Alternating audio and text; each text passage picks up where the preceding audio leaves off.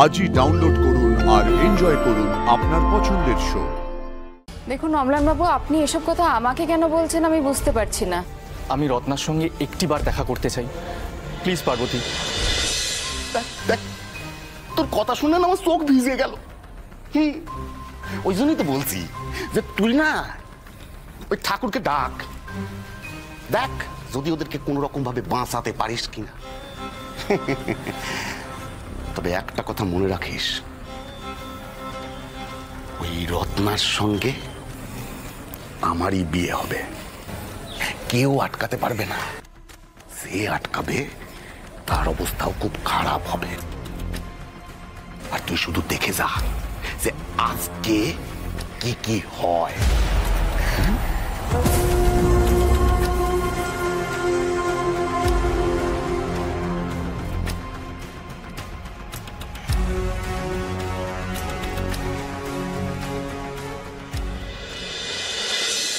সবাই বলুন হরে কৃষ্ণ।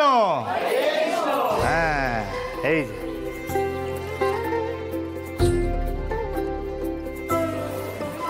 আশীর্বাদ করবেন বোনেদের।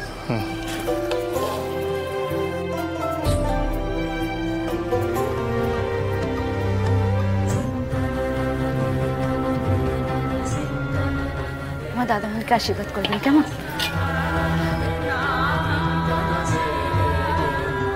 আমার দাদামণি যেন ভালো থাকে। হ্যাঁ, ভাই বোনের সম্পর্ক তো ঠিক এমনই হওয়া উচিত ঠাকুর, কিন্তু আমার বেলায় কেন এমনটা হয় না?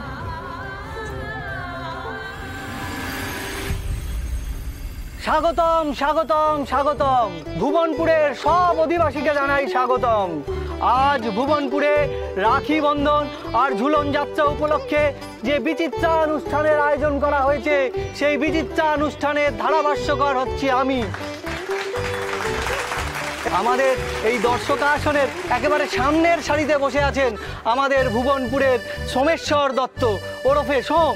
এই গাঁয়ের ভুবনেশ্বরী দেবীর দোলা যিনি কাঁধে নিতে পারেন, সেই বিখ্যাত সোম। কাউকে খুঁজছো দাদামণি? কাউকে খুঁজছো? না না, আরে বলো কাকে খুঁজছো? না মানে পার্বতীকে দেখছি না কোথাও। পার্বতী? তাহলে শুরু হচ্ছে আজকে আমাদের উদ্বোধনী অনুষ্ঠান, নৃত্যে শ্রীযুক্তা পার্বতী রায়।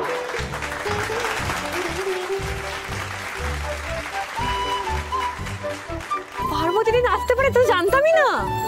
আমি জানতাম, মানে ছোটবেলায় দেখেছি। এবারে আমাদের পরের অনুষ্ঠান, আপনাদের সামনে গান গেয়ে শোনাবে আপনাদের গ্রামের মেয়ে, ভুবনপুরের মেয়ে রানী দত্ত। আমি? ও দাদামণি, আমার নাম বললো তো? হ্যাঁ আমি তো বলেছি। তুমি? যা, আরে যা না। না না, আমি পারবো না, হবে না হবে না। পারবি না বললে হবে না। না না, আমি জানি, আমি তুই কত ভালো গান গাচ্ছি বলতো। হ্যাঁ, সেসব বাচ্চাবেলা থেকে তুই গান শিখেছিস। হ্যাঁ, আমি এখনো দেখেছি তুই মাঝে মাঝে আলমারির উপর তোলা যে হারমোনিয়ামটা, ওটা নামিয়ে হাত বুলিয়ে বুলিয়ে দেখে। জানিস তুই কি ভেবেছিস দাদামণি চোখে দিয়ে যাবে? শোন, আমার বোনেদের স্বপ্ন আমি একা একা এইভাবে নষ্ট হয়ে যেতে দেবো না। যা। এই রত্না বলতো। এই কি দাদামণি বলছে শুনতে পাচ্ছিস না? যা, এই যা যা বলছি। ছোটদি ভাই যাও। যা না।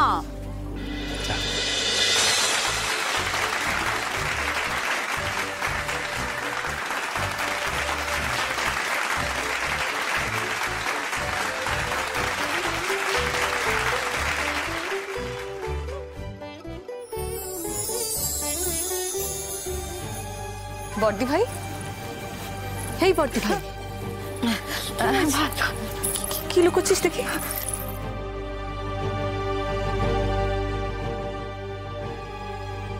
আর কখনো কোনোদিন দেখা করতে চাইবো না। শেষবারের মতো একবার তোমার সাথে কথা বলতে চাই। বাইরে এসো, এটি অম্লান। কি ভাবছিস? দেখা করতে যাবি? যা যা, দেখা করে যা। না না না, এভাবে দাদামণিকে না জানিয়ে অসম্ভব, আমি যাবো না। দাদামণি কিচ্ছু বলবে না। তুই দেখলি না আমাকে কি বললো? দাদামণি আর বোনেদের স্বপ্নগুলো মুছে যেতে দেবে না রে বর্তি ভাই। তুই তুই তুই যা যা, দেখা করে যা। এবার আপনাদের সামনে কবিতা আবৃত্তি করবে রিমলি দত্ত।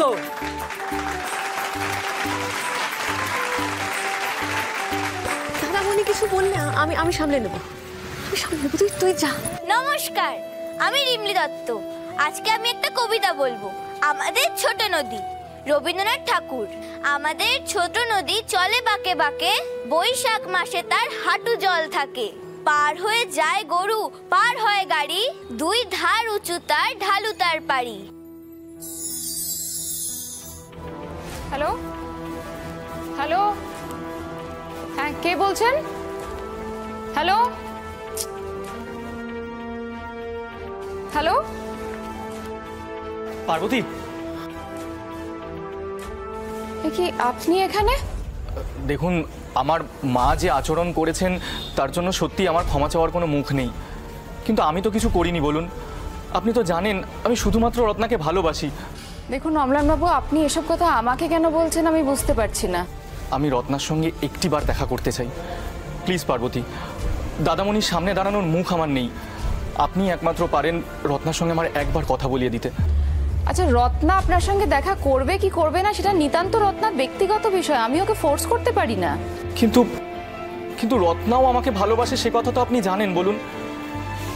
প্লিজ পার্বতী, প্লিজ একটা বারের জন্য আমার সঙ্গে রত্নার কথা বলিয়ে দিন। আপনি একমাত্র পারেন রত্নার সঙ্গে আমার কথা বলিয়ে দিতে, প্লিজ। ঠিক আছে, আমি দেখছি কি করা যায়।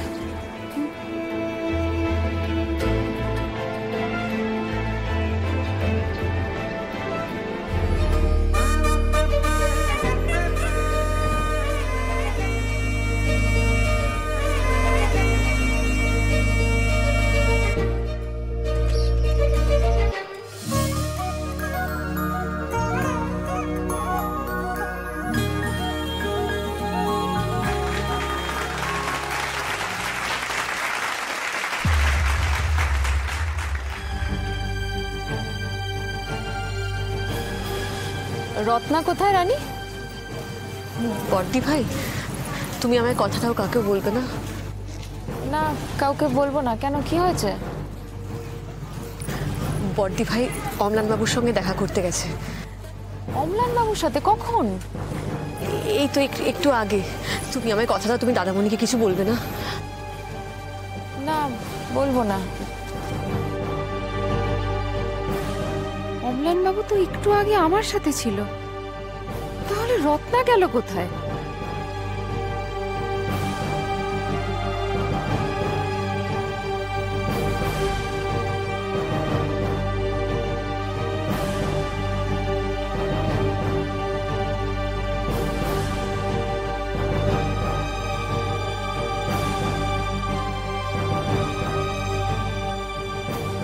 ওই ঠাকুরকে ডাক, দেখ যদি ওদেরকে কোন রকম ভাবে বাঁচাতে পারিস কিনা।